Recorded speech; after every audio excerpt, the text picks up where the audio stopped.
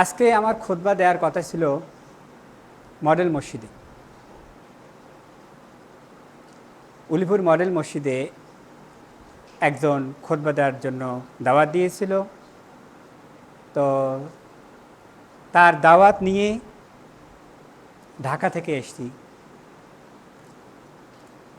ফজরের নামাজ ওই মসজিদে পড়লাম। ইমাম সাহেব আসে নাই, আমি ইমামতি করালাম ফজরের নামাজে। সালাম ফেরানোর পরে সবাইকে যে নামাজের ভুল ভ্রান্তি হয়, ভুলগুলো হয়, যেগুলোর কারণে আমল কবুল হবে না, এই বিষয়গুলো বললাম। তো তারপরে খুতবা দেওয়ার জন্য প্রস্তুতি নিচ্ছি। তারপরে খবর এলো যে আপনাকে খুতবা দিতে দেওয়া হবে না।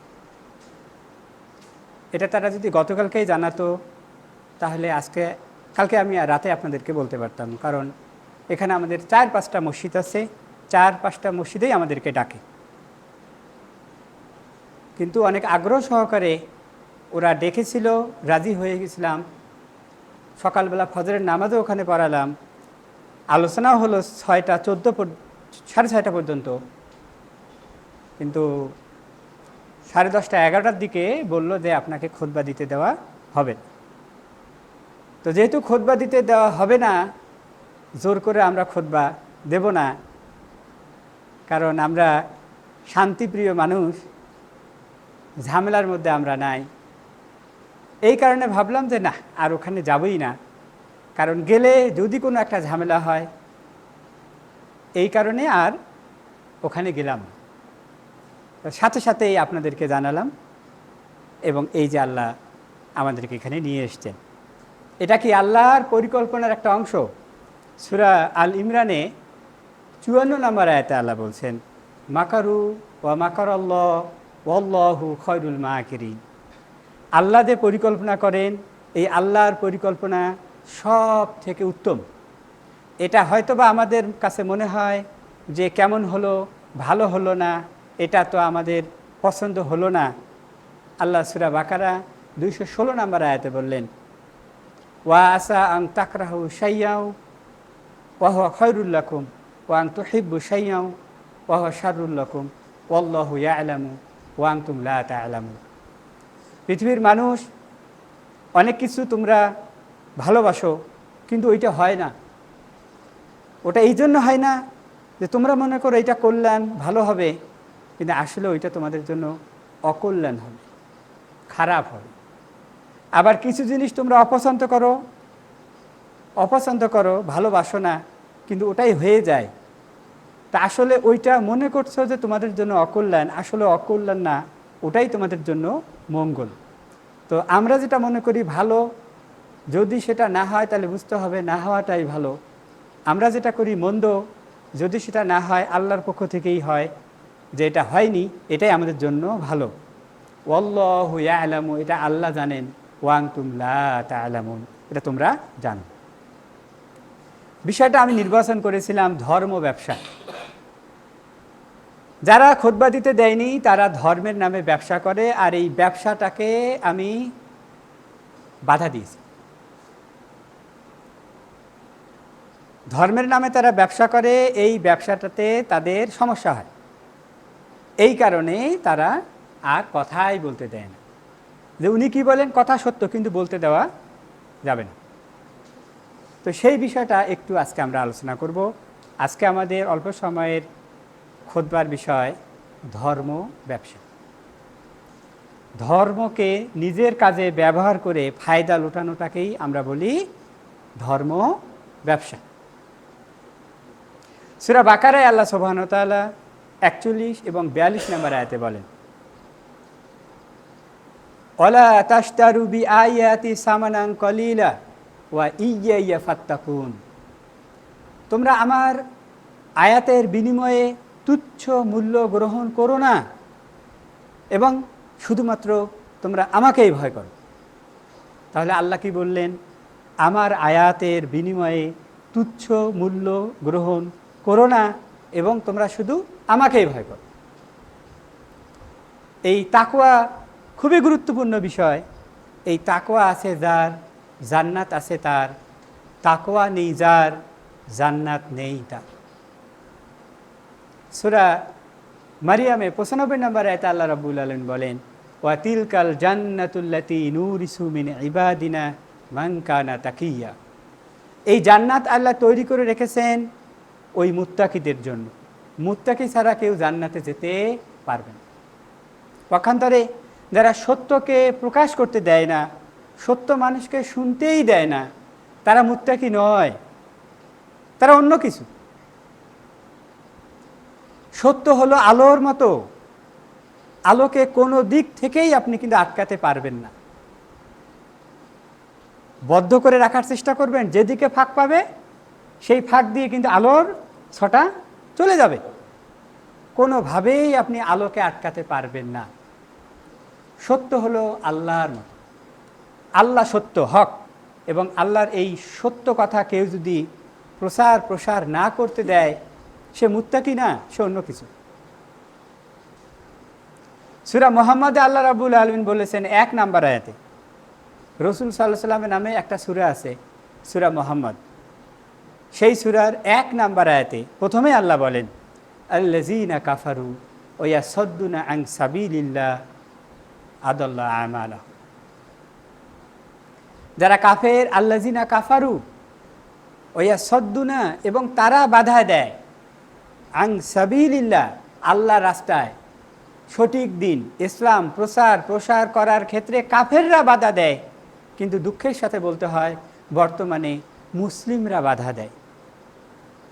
মিলিয়ে নেন তো, আল্লাহ কি বলছেন? আল্লাযীনা কাফারু ওয়া ইয়াসুদ্দুনা আন সাবিলিল্লাহ। আল্লাহর রাস্তায় বাধা দেয় কারা? কাফেররা বাধা দেয়। যদি তারা বাধা দেয় তাহলে আদাল্লু আমালাহুম, আল্লাহ তাদের আমলগুলোকে নষ্ট করে দেবেন। তার মানে বোঝা যাচ্ছে, আপনি যদি আল্লাহর সত্য দিন এটা প্রসার করতে না দেন, বরংস বাধা দেন, তাহলে আপনারও আমল নষ্ট হয়ে যাবে। এই লোকগুলো অজান্তে অনেক বড় ভুল করছে। আল্লাহ তাদেরকে হেদায়েত দান করুন, বলুন আল্লাহুম্মা। এই খুতবা দিয়ে আমি কখনো বলি নাই যে ঢাকা থেকে আসছি ট্রেনে 1300 টাকা টিকিট, আজকে আবার যাব, 2000 টাকা আমাকে দেন, আমি বলি নাই। আমি বলি নাই যে যাওয়া আসার খরচটা আমাকে দিতে হবে। তো আমরা আল্লাহর জন্য সত্যটা বলি, আর ওরা এই ধর্মটাকে টাকার মাধ্যমে বিনিময় করে। তাবিজ দিয়ে তারা টাকা ইনকাম করে, আল্লাহর আয়াত কেটে কেটে বিক্রি করে। এরা এই কাজটা করে। লা ইলাহা ইল্লা আনতা সুবহানাকা ইন্নী কুনতু মিনাজ জালিমিন, এইটা লক্ষ লক্ষ বার বক্সে দিয়ে চুক্তি অনুযায়ী 10, 8, 9 হাজার যার কাছে যেমন পায় এটা তারা গ্রহণ করে, ভালো খাবারও খায়। তো আল্লাহর আয়াত দিয়ে তারা পেটও ভরায়, পকেটও ভরায়। আমরা এই কাজগুলো করি না। কেউ মারা গেলে, এই যে মুরব্বী মারা গেছেন, আল্লাহ সুবহানাহু ওয়া তাআলা তার কবরকে জান্নাতের অংশ করে দিন, বলুন আল্লাহুম্মা আমিন। এই মানুষ মারা গেছেন, এই মানুষগুলো মারা গেছেন, দেখবেন এরা কি করে জানেন? আপনার বাবা মা, আপনার থেকে তাদের দরদটা বেশি। বলবে কি, 40 দিন তোমার বাপের কবর আমি জিয়ারত করে দেব, আমি নিজেই সাক্ষী। এই 40 দিনে তাকে একটা চুক্তি অনুযায়ী টাকা দিতে হয়, লুঙ্গি দিতে হয়, পাঞ্জাবির কাপড় দিতে হয়, খাবারও দিতে হয়। এই তো হলো ধর্মের নামে ব্যবসা। পীর সাহেব আছেন যে আমাদেরকে একটু ভালো করে সম্মান করেন, জান্নাতে গেলে আমরা একাই যাব না, আপনাদের সাথে নিয়ে যাব। তো জান্নাতের লোভ তো আর কেউ সামলাইতে পারে না, এই জন্য যা যা আছে সব কিছু তাদেরকে দিয়ে দেয়। ধর্মের নামে ব্যবসাটা তারা করে, ধর্মের নামে ব্যবসাটা তারা করে। বাচ্চা কাঁদে, কেন কাঁদে? হয় বুকের দুধ খাওয়ানোর জন্য, পেটে একটু গ্যাস গেছে ওই জন্য ব্যথা, অথবা ক্ষুধা লাগছে, অথবা কোনো সমস্যা। এরা কাজ দেয়, 7 রঙের সুতা দেয়, ফু দেয়, তাবিজ দিয়ে যার কাছে যা আছে 100, 200, 500, না হলে হাঁসের ডিম, চাউল, যার কাছে যা আছে সেটাই তারা নেয়। আর আমরা কেউ আসলে ফু দিয়ে দোয়া করে ছেড়ে দিই। এখন দেখেন ধর্মের নামে ব্যবসাটা তারা করে। 3 দিনের দিন মারা গেছে একটা প্রোগ্রাম করবে, 7 দিনের দিন আরেকটা করবে, 40 দিনের দিন আর একটা করবে, বছরকার দিন আর একটা করবে। তাহলে একজন মৃত মানুষকে নিয়েই 4টা ইনকামের রাস্তা খুলে গেল। 3 দিন একটা, 7 দিন একটা, 40 দিন একটা, বছরের দিন আরেকটা। তাহলে একটা গ্রামে কতগুলো মানুষ মারা যায়। এগুলো তারা লিখে রাখে যে কে কখন মারা গেছে। আপনার কথা মনে নাই, আপনার বাবা মা কখন মারা গেছে তাদের মনে আছে, এসে মনে করায় দেয় যে তোমার আব্বা মা মারা গেছে, তোমার মনে নেই। কি করতে হবে? বছর কি করতে হবে? মাদ্রাসায় পড়ার সময় ডাকতো, গেতাম, 1 ঘন্টার মধ্যে কোরআন খতম শেষ। আচ্ছা বলেন 1 ঘন্টার মধ্যে কোরআন খতম দেয়া যায়? সবাই মিলে নিলাম একেবারে 1 ঘন্টার মধ্যে আলিফ লাম থেকে একদম নাস পর্যন্ত শেষ। তারপরে তার পকেটে পকেটে যার পকেটে যতটুকু দেয় দিল, একটু খাবার টাবার দিল, শেষ। এই যে ধর্মের নামে দেখেন কতগুলো ব্যবসার রাস্তা তারা খুলছে। অথচ আল্লাহ সুবহানাহু ওয়া তাআলা বলছেন ওয়ালা তাশতারু বি আয়াতি সামানান কলিলা ওয়া ইয়্যায়া ফাত্তাকুন, আমাকেই ভয় করো, আমার এই আয়াত দিয়ে তুচ্ছ মূল্য গ্রহণ করো না। আপনার আব্বা আমার জন্য দোয়া করবে, বুঝছেন তো, কয় টাকার দোয়া চান? মানে টাকা যেমন দিবেন দোয়া ওই রকম লম্বা হবে। সে দোয়াতে বারবার করে বলে, কেঁদে কেঁদে বলে, কি বলে? রব্বির হামহুমা কামা রব্বায়ানি সগীরা, বারবার করে বলে। মানে কি? ও রব, আপনি আমার আব্বা আম্মার প্রতি ইহসান করেন যেমন তারা আমার প্রতি ইহসান করেছে। তাহলে হুজুর নিজের আব্বা আম্মার কথা বললো, রব্বির হামহুমা কামা রব্বায়ানি সগীরা, আর আপনারা সবাই বলেন আমিন আমিন, আল্লাহ হুজুরেরটা পার করে দেন, পার করে দেন। যেমন টাকা সেই রকম দোয়া। এই যে রাসূল সাল্লাল্লাহু আলাইহি ওয়াসাল্লামের জন্মদিন আবার পালন করবে, প্রত্যেক বাড়ি বাড়ি মিলাদ, হালুয়া রুটি আর পকেটে টাকা, সব হলো ধর্মের নামে ব্যবসা। এখন এই বিষয়গুলো যদি আমরা বলি তাহলে তাদের এই যে দেখেন কতগুলো ব্যবসার বিষয় বললাম, এগুলো নষ্ট হয়ে যায়। মসজিদের হুজুর দেয় হলো তাবিজ, মুয়াজ্জিন বেচে খোল, আর কাস্টমার তো হলো মসজিদের ভেতরে প্রস্তুত। তার মানে দোকানদারও রেডি, যে কাঁচামাল দেবে সাপ্লায়ার সেও তো রেডি, কাস্টমারও রেডি, যার কাছে যা পায়। এখন এই বিষয়গুলোর উপরে আমি দীর্ঘদিন ধরে কথা বলার কারণে আমার বিরুদ্ধে তারা চলে গেছে।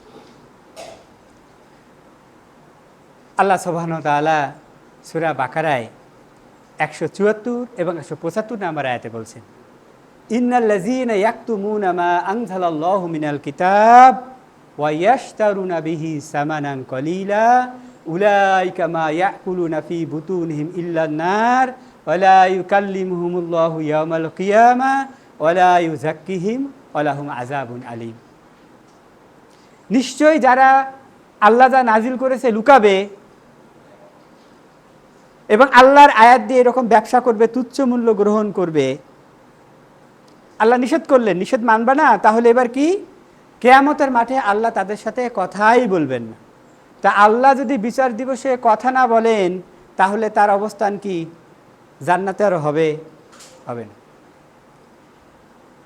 কারণ আল্লাহর সামনে আমাদেরকে একজন একজন করে দাঁড়াতে হবে।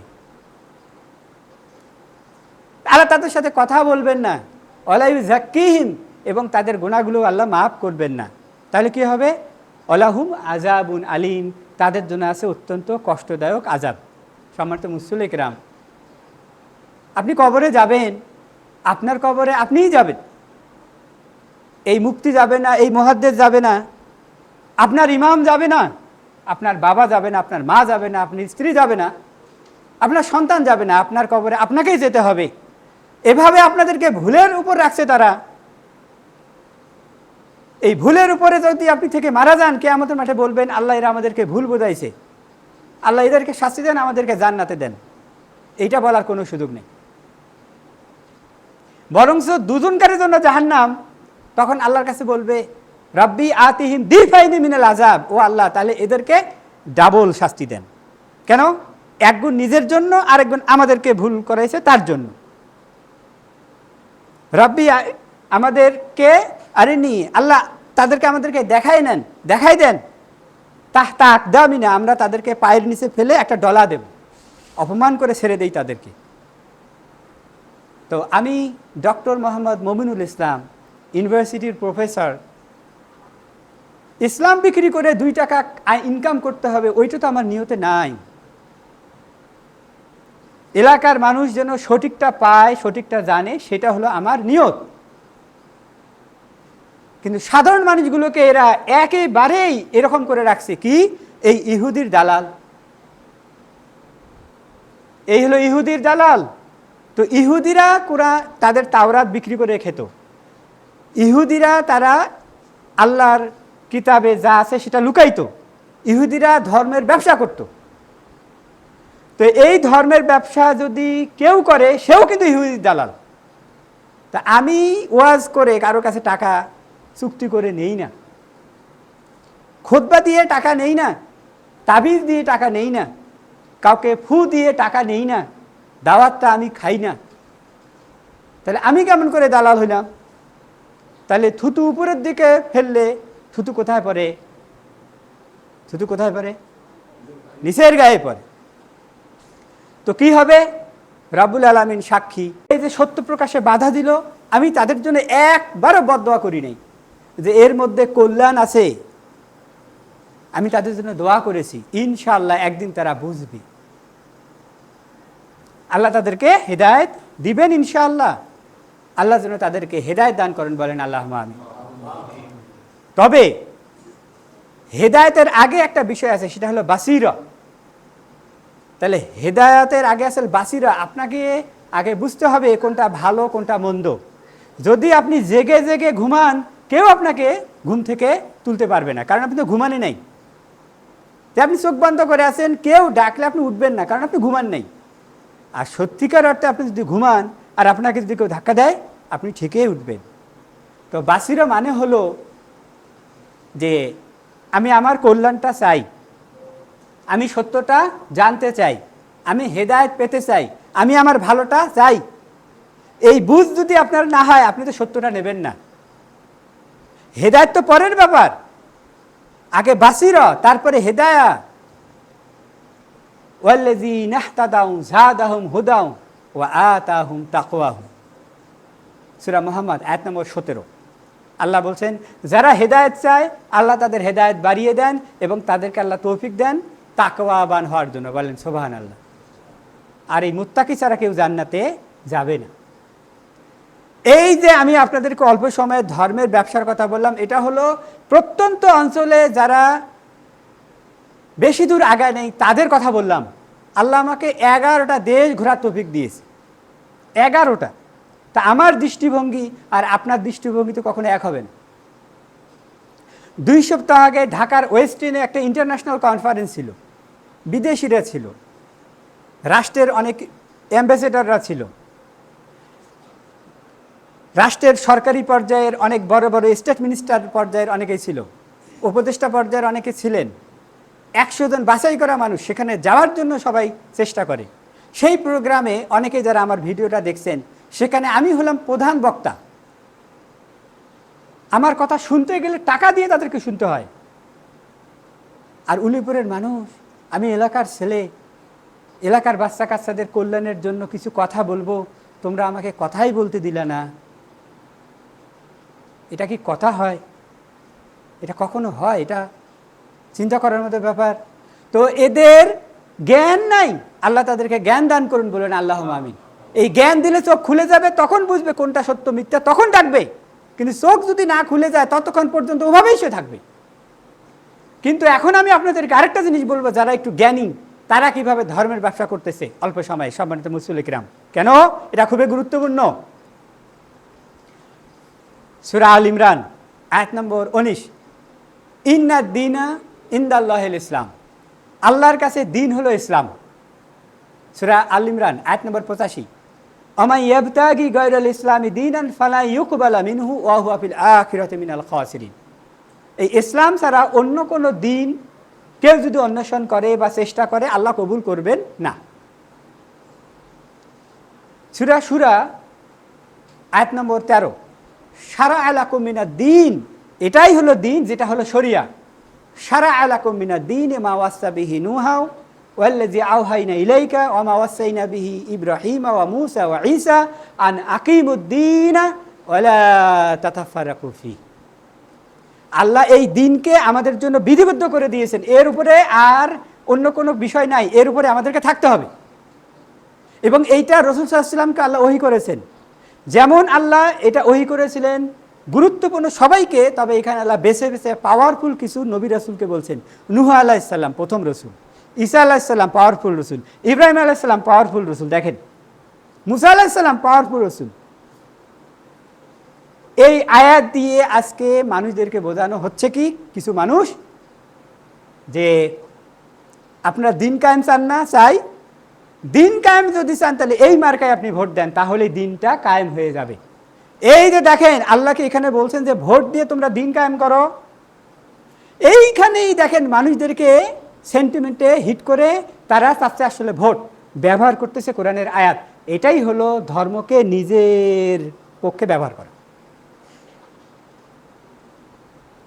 মহিলাদেরকে পাঠিয়ে দেবে, কোরআন স্পষ্ট করে শপথ করাবে, বোন ওয়াদা কর ভোটটা কিন্তু অমুক মার্কায় দিতে হবে। দেখেন হামিম ওয়াল কিতাবিল মুবিন, আল্লাহ কোরআনের কসম খান।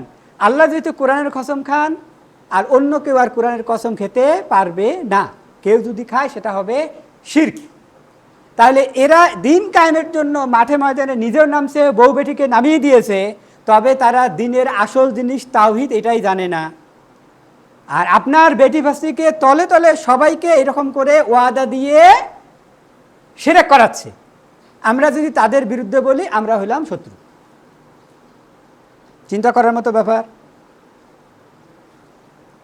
আমি শিক্ষিত মানুষ, বিশ্ববিদ্যালয়ের শিক্ষক হিসেবে বলছি, কোনো নাম বলতেছি না, শুধু বুঝে নেবেন।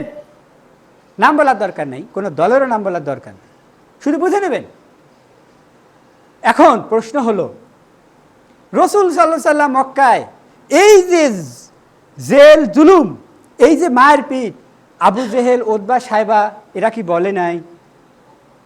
ক্ষমতা দিতে চাইছিল, ক্ষমতা দিতে চাইছিল যে মুহাম্মদ বলেন সাল্লাল্লাহু আলাইহি সাল্লাম কি শুরু করলা, এই মূর্তিগুলোর নাকি ইবাদত করা যাবে না, তোমার এক আল্লাহর ইবাদত করতে হবে, আমাদের বাপ দাদার কথা চলা যাবে না, তোমার অনুসরণ করতে হবে, দাওয়াত দুইটা, এগুলো কি শুরু করলা? বাবা মারা এতদিন ভুল করছে, এগুলো বাদ দাও।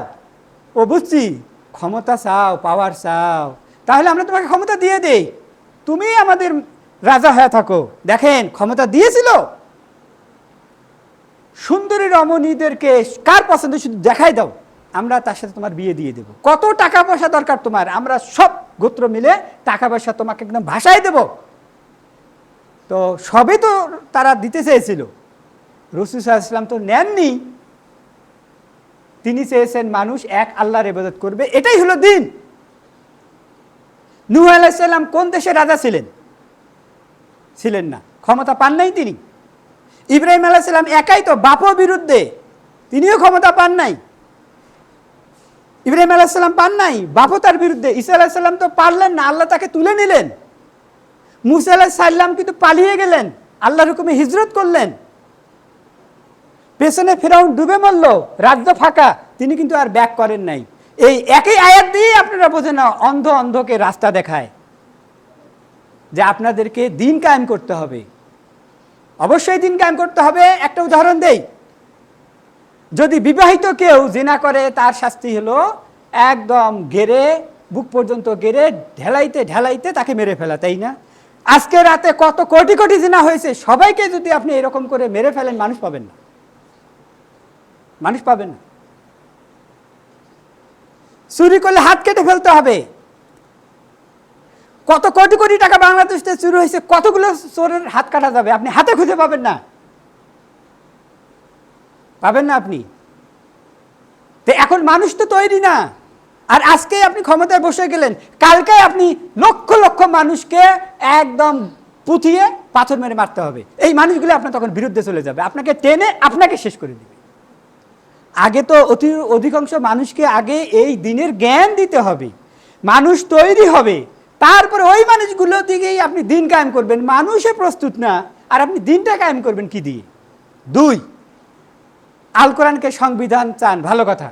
এখানে আপনার যে 50 জন আছেন, 50 জনের মধ্যে কয়জন কোরআন একটা আয়াত পড়ে অর্থ করে দিতে পারবেন বলেন? আজকে মসজিদে খুতবা হচ্ছে, একটা মসজিদে 250-300 লোক হয়, জিজ্ঞেস করেন যে 250-300 মানুষ আপনারা একটা আয়াত সূরা ফাতিহা আপনি অর্থ করে দেবেন? পারবে না। তো সংবিধানে মানুষ জানে না, সেই সংবিধান আপনি কেমন করে কায়েম করবেন? এটা হলো ধান্দা, নিজেকে শুধু ক্ষমতায় যাওয়ার ধান্দা ছাড়া আর কিছুই না। 2, রাসূল সাল্লাল্লাহু আলাইহি ওয়াসাল্লাম নিষেধ করেছেন ক্ষমতা তোমরা ছায়া নিও না। 7146 নম্বর হাদিস সহিহ বুখারী, 1562 নম্বর হাদিস সহিহ মুসলিম। দারুণ করে বলা আছে যে যারা নিজে সে ক্ষমতা নেয় আল্লাহ তাদেরকে সাহায্য করেন না, আল্লাহ সে ক্ষমতা নিতে নিষেধ করেছেন। লা তাসআল ইমারাতা, তোমরা ক্ষমতা সে নিও না। ফা ইন্নাকা ইন উতিতুহা, যদি এইটা তোমাদেরকে দেওয়া হয়, আন মাসআলাতিন, তোমরা সে নিশ্চয় এই জন্য যদি এটা দেওয়া হয়, তাহলে উকিলতা ইলাইহা, এর জন্য তোমাদেরকে কঠোরভাবে জবাবদিহিতা করতে হবে। আপনি এখানে কুলাইতেই পারবেন না, এটাই হচ্ছে না। যারা ক্ষমতার জন্য পাগল, দেখেন তো তাদের গদিটা টেকে কিনা। মানুষ কত সমালোচনা করে, এবং জিল্লতি, বেইজ্জতি, অপমান, অপদস্থ কি বাকি নেই। পক্ষান্তরে যদি আল্লাহ আপনাকে দেন, আপনি চাইলেন না, আর আপনাকে কেউ নির্বাচিত করছে যে আপনি আসেন, হ্যাঁ এইবার আপনি পারবেন, এটাই আল্লাহ বলছেন। রাসূল সাল্লাল্লাহু আলাইহি ওয়াসাল্লামের হাদিস, ওয়াইন উতিতুহা আন গায়রি মাসআলাতিন, আপনি চাননি আর আপনাকে দেওয়া হয়েছে, ওয়াইনতা আলাইহা, তখন তার উপরে, আলাইহা উপর মানে কি আল্লাহ আপনাকে সাহায্য করবেন, বলেন সুবহানাল্লাহ। এই হাদিস আপনার কাছে নাই? আপনি তো কোরআন বোঝেন, হাদিস বোঝেন, আপনার কাছে এই হাদিস আছে, তারপরেও আপনি কেমন করে ক্ষমতা নেওয়ার জন্য একদম ব্যাকুল হয়ে গেছেন? আপনাকে যদি কেউ দেয় আপনি নেন, দেয় না আর আপনি চাচ্ছেন, লড়াই করতেছেন। এই দিন কায়েমের জন্য এখন পীর সাহেবরাও লড়াই করতেছে, যারা ইসলামের হেফাজত করবে তারাও লড়াই করতেছে, আর দিন কায়েমের জন্য যারা ইসলাম তারাও করতেছে। তো 3 জন মিলেই তো কামরা কামড়ি। চিন্তা করার মতো ব্যাপার না? এরাই মারা যাচ্ছে এখন, প্রত্যেক দিন মারামারি করতেছে। এই যে এটা ধর্মের নামে ব্যবসা। সর্বশেষ আপনাদেরকে একটা আয়াত বলে শেষ করব। সূরা ফুরকান আয়াত নম্বর 52। কোরআন আপনি কায়েম করতেছেন, ভালো কথা। আজকে কয়জন ফজরের সালাত জামাতের সাথে আদায় করছে? জামাতের সাথে ফজরের সালাত মানুষকে ডাকিয়ে আদায় করাতে ক্ষমতা লাগে না। এই যে মানুষটা আমি খুতবা দিতে দিল না, আমি খুতবা দেবো এই জন্য তো ক্ষমতা লাগে না। সত্য কথা বলবো এই জন্য ক্ষমতা লাগে না, তাই দেয় না। ওই মসজিদের আপনি খতিব, কোনোদিন সত্য কথাটা বললেন না আপনি, আর আপনাকে দিয়ে কি কায়েম হবে? আপনি লোভী, আপনি ওখানে যে একটু সুবিধা পেতে চান, এটা হলো আপনার আসল উদ্দেশ্য। আল্লাহ বলেছেন, আয়াতটা আপনারা ভালো করে মনে রাখেন, সূরা নূরের আয়াত নম্বর 54 থেকে 56। ওয়াদাল্লাহুল্লাযীনা আমানু মিনকুম ওয়া আমিলুস সালিহাতি লায়াস্তাকলিফান্নাহুম ফিল আরদি কামা ইসতাকলাফাল্লাযীনা মিন ক্বাবলিহিম ওয়া লা ইউমাক্কিনান্না লাহুম দীনাহুমুল্লাযী ইরতাদা লাহুম ওয়া লা ইউবাদদিলান্নাহুম মিন বা'দি আমরিহিম খামনা ইয়াবুদুনানি ওয়া লা ইউশরিকুনা বিহি শাইয়্যা। আল্লাহর ওয়াদা, ওয়াদাল্লাহ, আল্লাহর ওয়াদা, আল্লাযীনা আমানু মিনকুম, তোমাদের সাথে যারা ঈমানদার, ওয়া আমিলুস সালিহাত, যারা সৎকর্ম করছো, লায়াস্তাকলিফান্নাহুম, অবশ্যই আল্লাহ তোমাদেরকে খিলাফত দেবেন। আর আমরা বলি আমরা নেব। তাহলে একটা হলো দেওয়া আর একটা হলো নেওয়া। আল্লাহ যদি রাজি হয়ে দেন রহমত পাবেন, আর আপনি যদি টানাটানি করেন আপনি নিজের গজব নিজেই টেনে নিয়ে আসলেন। অবশ্যই আল্লাহ দেবেন, শর্ত কি? ইয়াবুদুনানি ওয়ালা ইশরিকুনা বি শাইয়্যা, তারা শুধু আমার ইবাদত করবে, তাওহীদ, এবং আমার সাথে কোনো শরিক করবে না। ওয়া আতিউল্লাহ ওয়া আতিউর রাসূল, আল্লাহকে মানবে, আল্লাহ রাসূল সাল্লাল্লাহু আলাইহি ওয়াসাল্লামকে মানবে। এটাই হচ্ছে আল্লাহর খেলাফত পাওয়া, অর্থাৎ আল্লাহ যে আপনাকে যদি ক্ষমতা দেন তার সূত্র। আপনার আজকে অনেক খতিব আজকে মসজিদে জুম্মায় খুতবা দিবে, সালাম ফেরানোর পরে 15 মিনিট ধরে মোনাজাত করবে। একবারও আপনার তৌফিক হলো না যে রাসূল সাল্লাল্লাহু আলাইহি ওয়াসাল্লাম 10ম হিজরিতে নামাজ ফরজ হয়েছে, মক্কার 3, মদিনার 10, 13, 13 গুণন 365 গুণন 5, 25,000-এরও বেশি ওয়াক্ত সালাত হয়। রাসূল সাল্লাল্লাহু আলাইহি ওয়াসাল্লাম একবারও যদি আসসালামু আলাইকুম রাহমাতুল্লাহ, আসসালামু আলাইকুম রাহমাতুল্লাহ, আলহামদুলিল্লাহ রাব্বিল আলামিন বলে 15 মিনিট সবাইকে নিয়ে দোয়া করতেন, আপনি একবার করতে পারতেন। রাসূল সাল্লাল্লাহু আলাইহি ওয়াসাল্লাম একবার করলেন না, আর আপনি প্রত্যেকদিন 5 বার করে করেন। আপনি সুন্নতের বরখেলাপ করে আপনি জাহান্নামের রাস্তা ধরে ফেলেছেন। এইটা সত্য কথা বলতে যে কখনো আপনার ক্ষমতা দরকার হয় না, আপনি ক্ষমতায় যে কি করবেন? আপনার এলাকায় বেদাত হয়, ফতেয়া হয়, একদিন বললেন না, বললে আপনার ভোট কমে যাবে। তার মানে ভোটের জন্য আপনার ইসলামকে ব্যবহার করতেছেন। চিন্তা করার মতো ব্যাপার না? আপনারা জেনে রাখবেন, এরাই হলো ধর্মের ব্যবসায়ী। এবং এই সত্য কথাগুলো বলার কারণে রাজশাহী বিশ্ববিদ্যালয়ের আমি ছাত্র, এই রাজশাহী বিশ্ববিদ্যালয়ে এরা আমাকে মারতে গিয়েছিল। এরা দিন কায়েম করা দল আমাকে মারতে গিয়েছিল, মারছে এরা। এই দিন কায়েমকারী দল 2015 সালের 5ই মে রৌমারীতে ঘিরছিল আমাকে মারার জন্য। আমরা মাজলুম, সংখ্যায় অল্প, কথা কোরআন হাদিসের বাইরে একটাও ইনশাআল্লাহ বলি না। আর আপনাদের কাছে বাপ দাদার গল্প কিস্সা কাহিনী দিয়ে ভরা, এক সুর দিয়েই আপনার টান শেষ। কথাগুলো লেকচার সিস্টেমে বললাম আধা ঘন্টা, এই একই কথা সুর দিয়ে বললে লাগতে হলো 3 ঘন্টা। এই তো চলছে। এই অসঙ্গতিগুলোর ব্যাপারে বলতে যেই আমরা তাদের হয়ে গেছি চক্ষুশূল। সম্মানিত মুসলিম কিরাম, সর্বশেষ আপনাদেরকে বলবো, আপনারা যারা আছেন আমাদেরকে এক হয়ে সঠিক ধর্মের প্রচারটা করতে হবে আল্লাহর জন্য। কখন আসি কখন নাই, কবরে যে আমরা এর এর এর আমরা পুরস্কার পাবো, যে আল্লাহকে বলবো যে আল্লাহ আমাদেরকে গালি দিয়েছে, আমরা কিচ্ছু বলি নাই, দোয়া করেছি আল্লাহ, ক্ষমতার জন্য নয়, 1 কাপ চায়ের জন্য নয়। ইসলামের কথা বলে আল্লাহ 1টা টাকা ইনকাম করার কোনো ধান্দা ছিল না আমাদের। তারপরও তারা আমাদেরকে অপবাদ দিয়েছে, তোহমত দিয়েছে। তারা একবার জানানোর চেষ্টা করে না। দেখি ইহুদি দালালের সাথে একটু কথা বলি।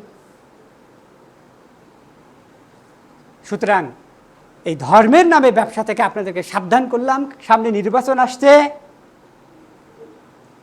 সামনে নির্বাচন আসছে। এই ধর্মের ব্যবসায়ীরা ধর্মকেই ব্যবহার করবে।